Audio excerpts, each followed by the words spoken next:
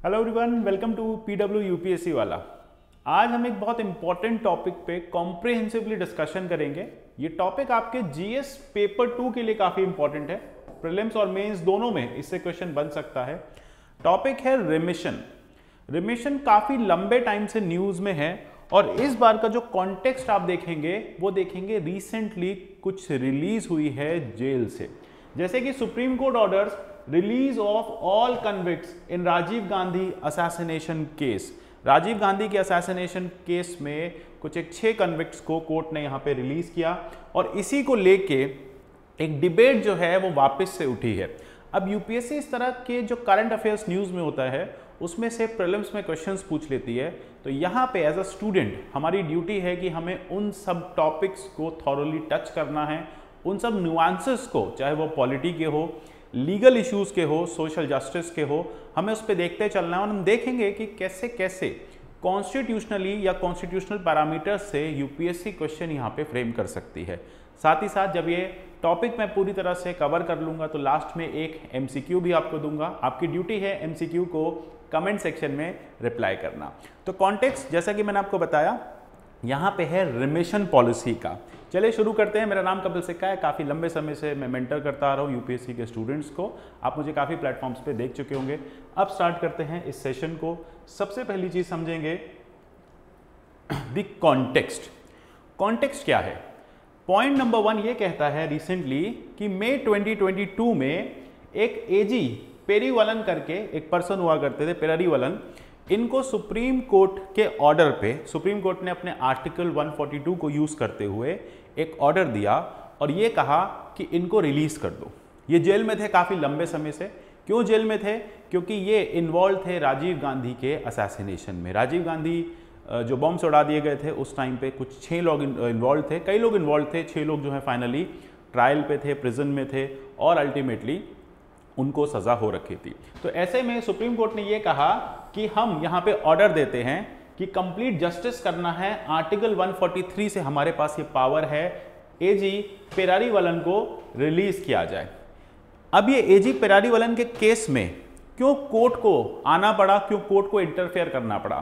देखो, point number 1 अगर आप देखोगे article 161 of the constitution, article 161 of the constitution governor को यह पावर देता है कि गवर्नर को लगता है ऐसा कोई भी कन्विक्ट, ऐसा कोई भी पर्सन जो जेल में सजा काट रहा है, अगर उसकी सजा लगभग पूरी हो चुकी है, अगर जेल में जाके उसकी पर्सनालिटी में चेंज आ चुका है, वो अब पश्चाताप करना चाहता है, वो अब बेसिकली इस तरह से एक लाइफ वापस से स्टार्ट करना चाहता है जो एक नॉर्मल सिटीजन की तरह हो, तो वो इस तरह की सजा माफी मांग सकता है, यानी अपनी सजा को कम करा सकता है या फिर वो जेल से बाहर आ सकता है। तो ये 161 में किसके पास पावर है?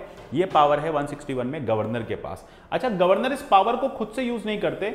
यूजुअली क्या होता है, काउंसिल ऑफ मिनिस्टर गवर्नर को एड एंड एडवाइस करते हैं। तो यहां पे क्या हुआ, तमिलनाडु के काउंसिल ऑफ मिनिस्टर्स ने एडवाइस दिया 2018 में और ये कहा कि पेरीवलन को आप रिलीज कर दो। काउंसिल ऑफ मिनिस्टर्स ने किसको कहा? गवर्नर को कहा कि पेरीवलन को रिलीज कर दो और उनको जेल से जाने दिया जाए। गवर्नर यहाँ पे लंबे समय तक डिसीजन नहीं ले पाए। काउंसिल ऑफ मिनिस्टर के कहने के बाद भी गवर्नर ने इस पावर को यूज नहीं किया। गवर्नर रिलक्टेंट थे इस बात पे कॉल लेने से और इसकी वजह से सुप्रीम कोर्ट को इंटरफेयर करना पड़ा। सुप्रीम कोर्ट को आर्टिकल 142 का यूज करना पड़ा। सेशन के लास्ट में समझेंगे आर्टिकल 142 क्या कहता है। तो सुप्रीम कोर्ट ने जैसे ही आर्टिकल 142 का यूज किया और ये ऑर्डर दिया कि अब पेरीवलन को छोड़ दिया जाए। पेरीवलन को छोड़ दिया गया। अब बचे 5 और कन्विक्ट्स। उन्होंने भी कहा कि हमें भी छोड़ा जाए, हम लोग सबने एक साथ क्राइम किया था, अब काफ़ी लंबे समय से हम लोग जेल में हैं। आप देखिए 92-93 से ये केस चलता आ रहा है, तो हमने काफ़ी लंबी लाइफ अपनी जो है वो जेल में स्पेंड की है।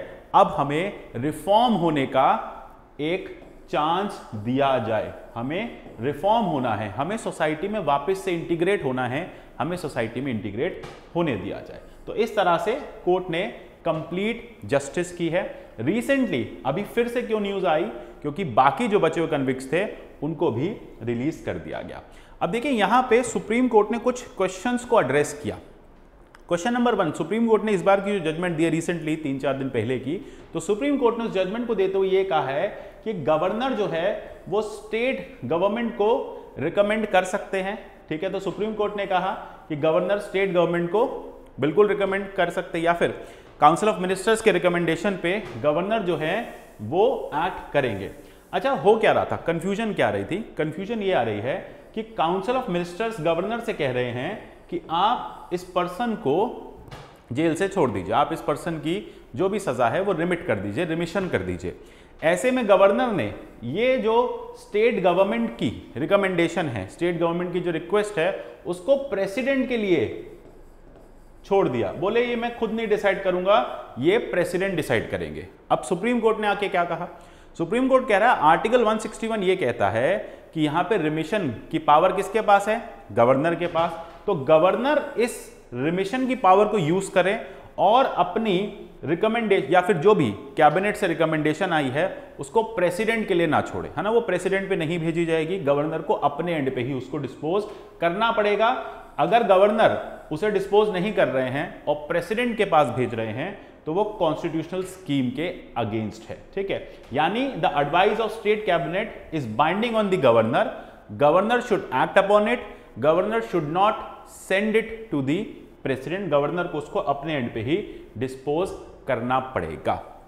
एक बात ये हुई। दूसरा ये था कि अप्रोप्रिएट गवर्नमेंट कौन है रिमिशन ऑफ सेंटेंस करने के लिए, कौन डिसाइड करेगा? गवर्नर यहां पे ये कह रहे थे कि हम डिसाइड नहीं करेंगे, सेंटर डिसाइड करेगा। तो यहां पे भी सुप्रीम कोर्ट बता चुका है। अब आपको याद होगा कि रिमिशन, जैसा कि हमने कहा कि सजा को कम कर देना, रिमिशन का क्या मतलब है? रिमिशन का मतलब है सजा को कम कर देना।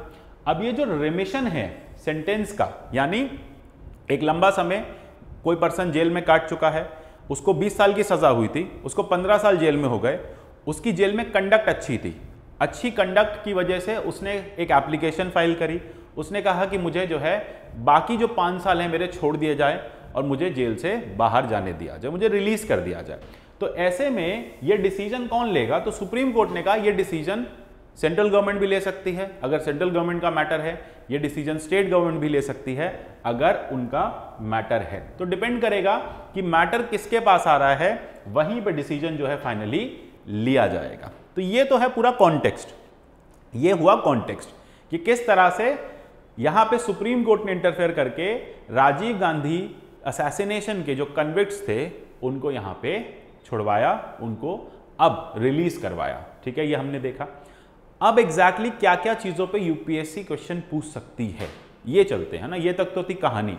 नंबर 1 रिमिशन क्या है, रिमिशन का एग्जैक्ट मतलब क्या होता है। नंबर 2 कौन कौन से आर्टिकल्स इन्वॉल्व हैं, यहां पे मैं बात करूंगा कॉन्स्टिट्यूशन के इंपॉर्टेंट आर्टिकल्स की।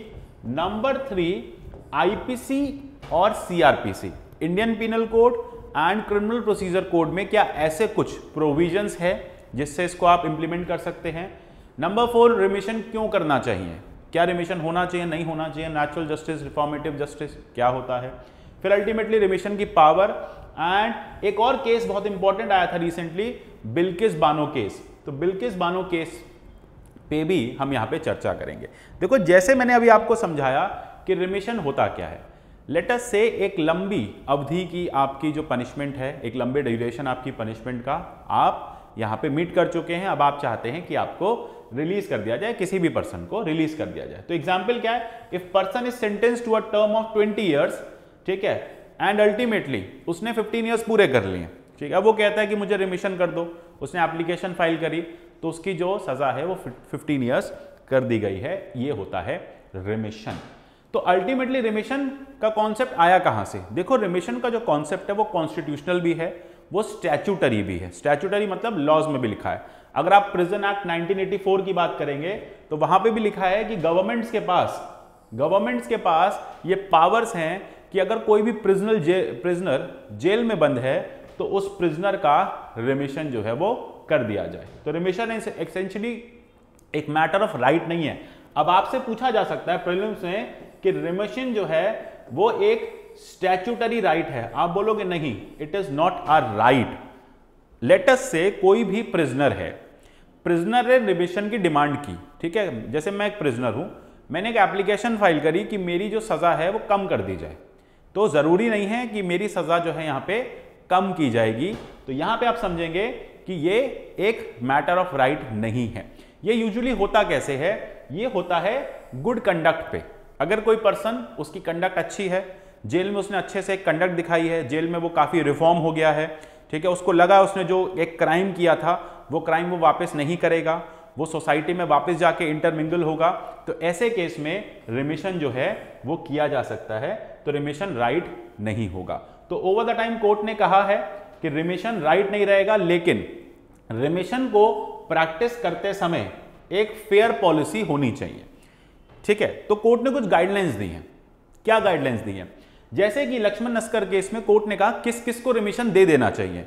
मतलब कुछ तो एक स्टैंडर्ड ऑपरेटिंग प्रोसीजर होना चाहिए ना, कि किसको रिमिशन मिलना चाहिए, किसको नहीं मिलना चाहिए। जैसे भी बिल्किस बानो केस में काफी ज्यादा क्राइसिस हुई थी, कई लोग कह रहे थे मिलना चाहिए, कई लोग कह रहे थे नहीं मिलना चाहिए। तो एग्जैक्टली यहाँ पे कोर्ट ने कुछ गाइडलाइंस दी हैं। कोर्ट ने कहा है कि अगर आप किसी को भी रिमिशन दे रहे हो, मतलब यूनियन गवर्नमेंट देना चाहती है, स्टेट गवर्नमेंट देना चाहती है, तो पहले ये देखो कि ऑफेंस जो है वो सोसाइटी को अफेक्ट नहीं करता उस पर्सन का, यानी वो एक ऐसा ऑफेंस करके वापस आया है जिससे सोसाइटी बहुत ज्यादा अफेक्टेड नहीं होगी, यानी कोई बहुत ग्रेव क्राइम उसने नहीं किया हुआ है।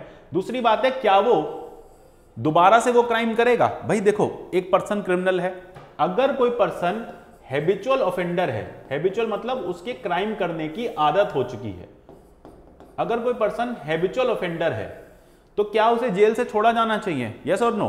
ऑब्वियसली नो, नहीं छोड़ा जाना चाहिए ना। हाँ, लेकिन कोई पर्सन फर्स्ट टाइम ऑफेंडर है, उसको लगा कि उसको एक क्राइम नहीं करना चाहिए था, उसे इस बात का रियलाइजेशन है, अब वो अच्छा इंसान बनना चाहता है। जैसे कि सुप्रीम कोर्ट ने कहा था कि एवरी जो भी क्रिमिनल होते हैं या फिर जो भी सिन होता है उसका एक पास्ट होता है, तो every sin has a past and every sinner has a future. यानी हर वो पर्सन जो कोई क्राइम करता है उसका एक फ्यूचर भी होता है। फ्यूचर में क्या पता वो अपने आप को ठीक कर ले, वो एक अच्छा इंसान बन जाए, वो सोसाइटी में वापस से एक अच्छी लाइफ जीना चाहता हो, सोसाइटी में इंटीग्रेट होना चाहता हो, तो ऐसे केस में आप यहाँ पे रिमिशन कर सकते हो। दूसरी बात, आप ये तीसरा ये देखो कि जो कन्विक्ट है वो क्राइम दोबारा नहीं करेगा, इस बात की आपको अश्योरेंस हो। चौथा ये है कि उसको जेल में रखने का जो पर्पस था वो ठीक हो गया, मतलब पर्पस मीट हो गया, और सोशो इकोनॉमिक कन्विक्ट जो उसकी कन्विक्ट की सोशो इकोनॉमिक कंडीशंस है फैमिली की, वो अच्छी नहीं है। ठीक है, वो सोल ब्रेड अर्नर है, बाहर जाके कमाएगा, ठीक है, और वापस से मतलब अपनी फैमिली अच्छे से चलाएगा। तो इस तरह से अगर आपको लगता है तो लक्ष्मण नस्कर केस में कोर्ट ने कहा कि ऐसे पर्सन को आप रिमिशन दे सकते हो। यहां तक आई गेस रिमिशन क्लियर है ना? रिमिशन क्या हुआ, कैसे हुआ, समझ में आ गया। रीसेंट इशू क्या है ये भी समझ में आ गया। अब एग्जैक्टली आपसे और क्या क्वेश्चन पूछे जा सकते हैं? और जो आपसे क्वेश्चन पूछा जा सकता है रिमिशन का, वो पूछा जा सकता है with regard to the constitutional provisions.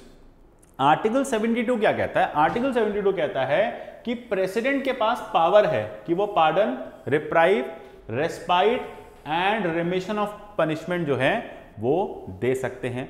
किसी की पनिशमेंट को सस्पेंड कर सकते हैं, किसी को पूरी तरह से सजा माफ कर सकते हैं उसकी, किसी की सजा कम कर सकते हैं, नेचर ऑफ पनिशमेंट कम कर सकते हैं ना, रिग्रेस से आप जो है नॉर्मल इंप्रिजमेंट पे ला सकते हैं।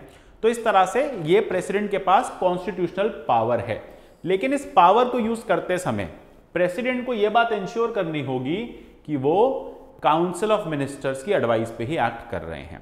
सेम पावर गवर्नर के पास है, ठीक है, गवर्नर के केस में डेथ सेंटेंस के केस में नहीं होता है, ये याद रखना, ठीक है, प्रेसिडेंट के केस में डेथ सेंटेंस में होता है। तो अल्टीमेटली गवर्नर के पास भी ये पावर है, तो गवर्नर जो है इस पावर को एंजॉय करते हैं, लेकिन गवर्नर को भी ये बात इंश्योर करनी होती है कि इस पावर को एंजॉय करते समय वो काउंसिल ऑफ मिनिस्टर से एक बार या काउंसिल ऑफ मिनिस्टर की रिकमेंडेशंस पे एक्ट करे। तो इस तरह से हमारे कॉन्स्टिट्यूशनल प्रोविजंस लिखे गए हैं। अच्छा, इसमें एक इंपॉर्टेंट केस है, मेंस में पूछा जाएगा, इपुरु श्रीधर केस। इपुरु श्रीधर केस में यह कहा था कि इस पूरे के पूरे let's say council of minister ने गवर्नर या प्रेसिडेंट को एडवाइस दी। एडवाइस में क्या कहा कि आप रिमिशन दे दो, ये एडवाइस में कहा। तो ये जो पावर है रिमिशन की, इस पे जुडिशियल रिव्यू हो सकता है। तो याद रखना, इस पावर पे जुडिशियल रिव्यू हो सकता है। अब आपसे क्वेश्चन पूछा जा सकता है कि क्या आर्टिकल 72 का जुडिशियल रिव्यू हो सकता है, आर्टिकल 161 का जुडिशियल रिव्यू हो सकता है? बिल्कुल हो सकता है।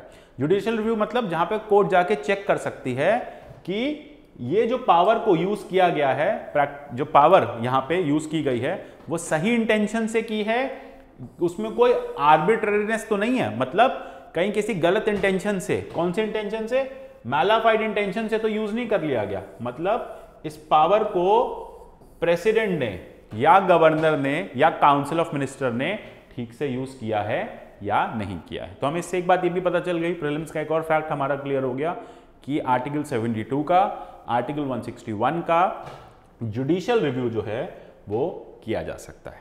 ये तो हो गए आपके कॉन्स्टिट्यूशनल प्रोविजंस।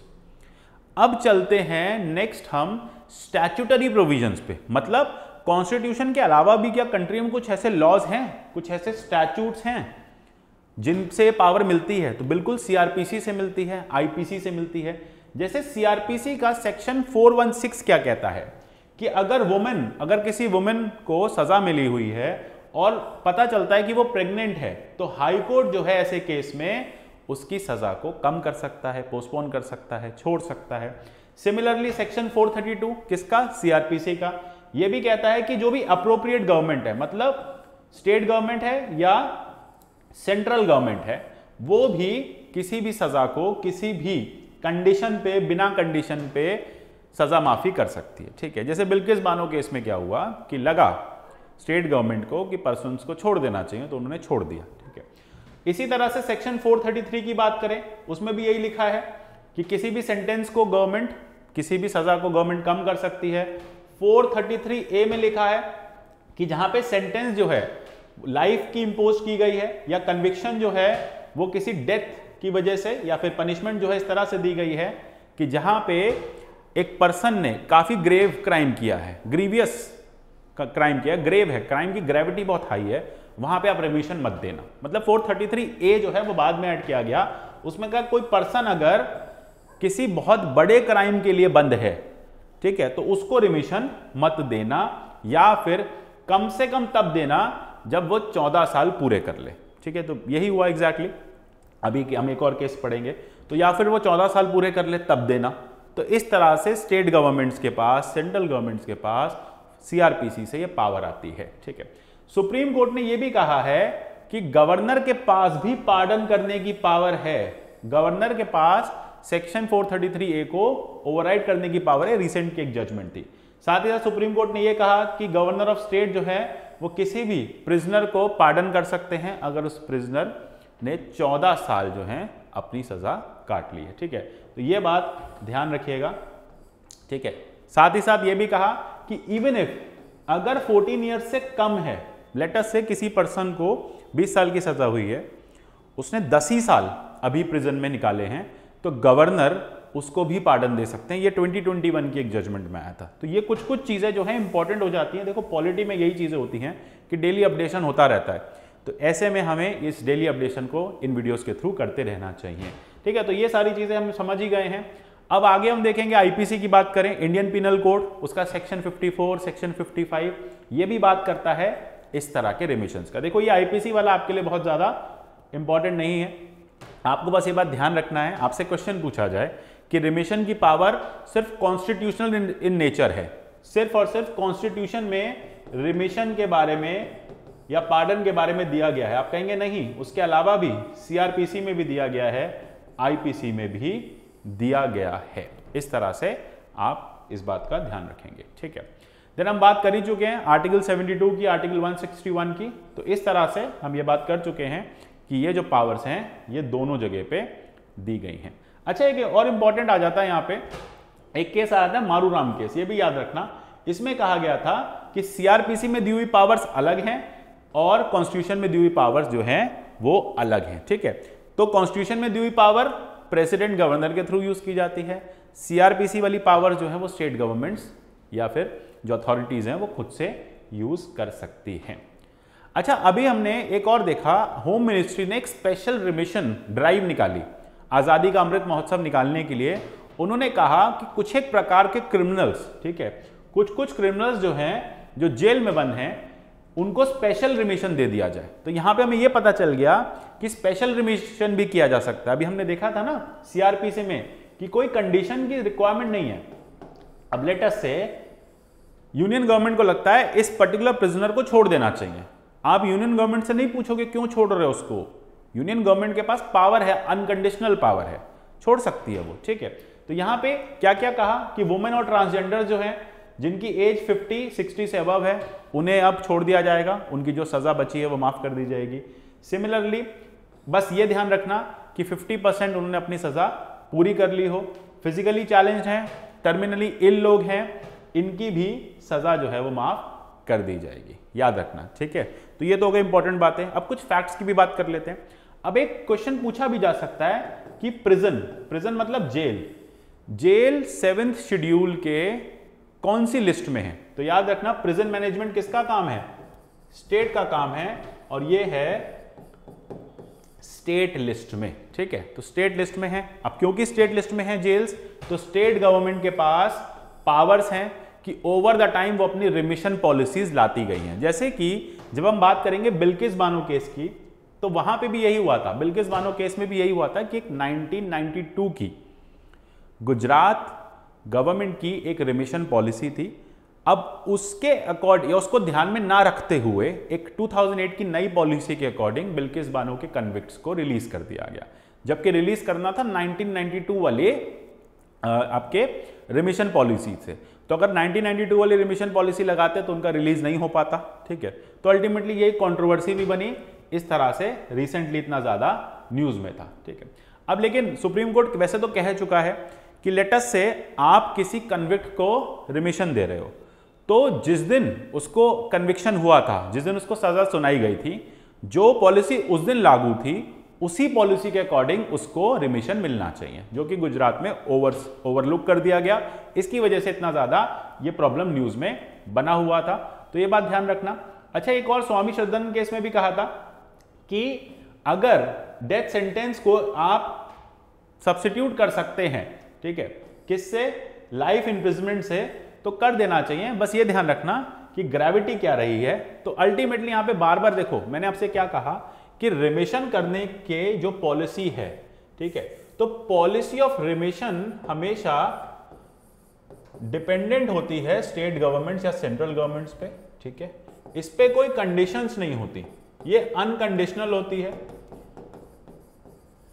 ये बहुत बार डिपेंड करती है ग्रेविटी ऑफ क्राइम पे, ये ग्रेविटी ऑफ क्राइम पे बहुत ज्यादा कंडीशनल होती है। क्लियर है? इस तरह से ध्यान रखना है। अब बात आ जाती है कि सर ये तो सब ठीक है, पर रिमिशन देने की जरूरत क्या है, क्यों देते हैं रिमिशन। देखो आइडिया ये होता है, एक कॉन्सेप्ट होता है रिफॉर्मेटिव जस्टिस का। Over the period of time किसी ने देखो आज क्राइम किया, हो सकता है कि उसका मेंटल स्टेट कुछ और हो, ठीक है, लेकिन उसको जेल में जाने के बाद ये रियलाइज हुआ कि उसने जो किया वो बहुत गलत किया। तो ऐसे में उसका रिफॉर्म होना चाहिए, क्योंकि जब वो जेल से बाहर आएगा वो सोसाइटी में वापस इंटीग्रेट हो पाना चाहिए। तो ऐसे में रिफॉर्मेटिव जस्टिस को ध्यान में रखते हुए ये सारी चीज़ें की जाती हैं। जैसे मैंने आपसे कहा ना कि सुप्रीम कोर्ट भी कह चुका है कि एवरी सिन जो है, every sin has a past and every sinner has a future, यानी हर पाप का एक पास्ट होता है, जब हो गया तो वो बात वहीं ख़त्म हो गई, लेकिन हर पापी का एक फ्यूचर होता है। उसको मौका दो अपने आप को रिफॉर्म करने का, वो रिफॉर्म करके चीज़ों को हो सकता है अपनी गलतियों को बदल तो नहीं सकता, देखो अंडू का तो बटन नहीं है, वापस तो कुछ नहीं होगा। अगर उसने किसी को मार दिया तो जो मर गया वो मर गया, लेकिन हो सकता है आगे अब वो लाइफ अपनी अच्छे से जी और सोसाइटी के लिए एक बून जो है वो साबित हो। तो इसीलिए ये रिफॉर्मेशन पॉलिसी को ध्यान में रखते हुए रिमिशन की पॉलिसी रखी गई है, ठीक है। अब कहर सिंह केस में भी कोर्ट ने यही कहा था कि प्रिजनर्स को बेसिकली आप रिमिशन दे दिया करो। अल्टीमेटली प्रिजनर्स जो हैं वो रिमिशन, अगर रिमिशन के काबिल हैं, रिमिशन से उनका भला हो रहा है, तो आप रिमिशन देके सोसाइटी को बचाओ, ठीक है। तो इस तरह से ये सारी चीज़ें इंपॉर्टेंट हैं और यही पूरे के पूरे रेस्टोरेटिव और रिहैबिलिटेटिव जस्टिस का भी पार्ट है। तो एक तो हमने क्या देखा, रिफॉर्मेटिव जस्टिस है, दूसरा रेस्टोरेटिव जस्टिस और साथ ही साथ रिहैबिलिटेटिव जस्टिस। अब ये वर्ड्स क्या हैं सर, ये भी बता दीजिए। तो देखो जब हम बात करते हैं रेस्टोरेटिव की, तो रेस्टोरेटिव का मतलब ये हो जाता है कि जो सोसाइटी से पीस चला गया था उस क्राइम की वजह से, उसे रिस्टोर कर लिया गया है। जेल क्यों भेजा जाता है, प्रिजन क्यों डाला जाता है, सुधार के लिए, है ना। सजा क्यों दी जाती है, जिससे वो पर्सन रिफॉर्म हो सके। तो अगर उस पर्सन को सजा मिलने के बाद रिफॉर्मेशन उसका हो गया है, अगर वो अब संत बन गया है, बेटर हो गया है, ठीक है, तो अब उसको छोड़ देना चाहिए और उसका सोसाइटी में वापस से रिहेबिलिटेशन हो जाना चाहिए। अब आप समझिए, कोई पर्सन जेल में 15 साल निकाले, उसके बाद वापस जब वो सोसाइटी में आता है ना, उसकी लाइफ बहुत टफ होती है, ठीक है। तो ये कोर्ट का मानना है, ये जस्टिस सिस्टम का मानना है। तो इस तरह से हमने देखा कि रिमिशन की पॉलिसी इंपॉर्टेंट है। अच्छा, बार बार हम आर्टिकल 142 की बात कर रहे थे शुरू से, आपने सोचा होगा सर 142 नहीं बताया। बिल्कुल, 142 क्या कहता है, देखो 142 सुप्रीम कोर्ट को एक ड्यूटी देता है। वो ये कहता है कि अगर सुप्रीम कोर्ट को ऐसा लगता है कि कंट्री में कंप्लीट जस्टिस नहीं हो पा रही है, तो सुप्रीम कोर्ट सुओ मोटो मतलब अपने आप से एक डिसीजन ले सकता है, एक जजमेंट पास कर सकता है और अल्टीमेटली कंप्लीट जस्टिस कर सकता है, ठीक है। तो ये होता है आर्टिकल 142। अच्छा, एक चीज और ऐड कर लेना कि रिमिशन की जो पावर्स होती हैं वो सेंटर के पास सुओ मोटो भी होती है। जैसे हमने क्या देखा, होम मिनिस्ट्री या फिर स्टेट के पास भी सुओ मोटो होती है, यानी अपने आप से। हमने क्या देखा, आज़ादी का अमृत महोत्सव मनाने के लिए खुद से ही होम मिनिस्ट्री ने पहल करी, उनसे किसी ने कहा नहीं हमें रिमिशन दे दो, खुद से ही होम मिनिस्ट्री ने कहा कि देखो हमारी जेल्स जो हैं वो ओवर क्राउडेड हैं, भरी पड़ी हैं, बहुत ज़्यादा लोग जेल में भरे पड़े, इतनी जगह नहीं है, तो जो लोग रिमिशन के लायक हैं उन्हें रिमिशन देके जेल से रिहा कर दो, जिससे कि जेल जो है वो लेस क्राउडेड हो। क्लियर हुआ है? अब बात करते हैं, इतना समझा, इतना पढ़ा, तो क्वेश्चन करके क्लैरिटी भी देख लेते हैं कि क्वेश्चन हमसे हो पा रहा है या नहीं हो पा रहा। यूपीएससी में इसी तरह के क्वेश्चन पूछे जाते हैं। क्वेश्चन है, consider the following statement with respect to remission power of president. ठीक है, आपको बताना है रिमिशन पावर ऑफ प्रेसिडेंट, तो कहां पे है, आर्टिकल 72 में है। ये एक डिस्क्रिशनरी पावर है प्रेसिडेंट की, यानी प्रेसिडेंट खुद से ही एक्ट करते हैं, या प्रेसिडेंट का मन नहीं होता तो नहीं एक्ट करते। और प्रेसिडेंट का जो डिसीजन है, लेटस से जो भी प्रेसिडेंट ने डिसाइड किया आर्टिकल 72 में, वो जुडिशियल रिव्यू से बियॉन्ड है, यानी उसका जुडिशियल रिव्यू नहीं हो सकता। अब जल्दी से याद करो हमने क्या क्या बातें की थी, और फिर मुझे बताओ कि क्या फर्स्ट स्टेटमेंट करेक्ट है, सेकंड करेक्ट है, दोनों करेक्ट हैं, या कोई भी करेक्ट नहीं है। तो इसको आप मुझे कमेंट सेक्शन में बताओगे। सो होपफुली सेशन आपको अच्छा लगा होगा, टॉपिक क्लियर हो गया होगा। रिमिशन में क्या क्या चीजें यूपीएससी पूछ सकती है वो मैंने यहाँ पे सारी आपको बता दी हैं। बाकी बहुत सारी कहानियां इधर उधर की हम हमारे लिए इंपॉर्टेंट नहीं है, हमारे लिए जो कंटेंट इंपॉर्टेंट है वो मैंने सब आपको यहाँ पे दे दिया है। तो मिलते हैं अगले ऐसे की सेशन में, तब तक के लिए good bye, take care and God bless you all.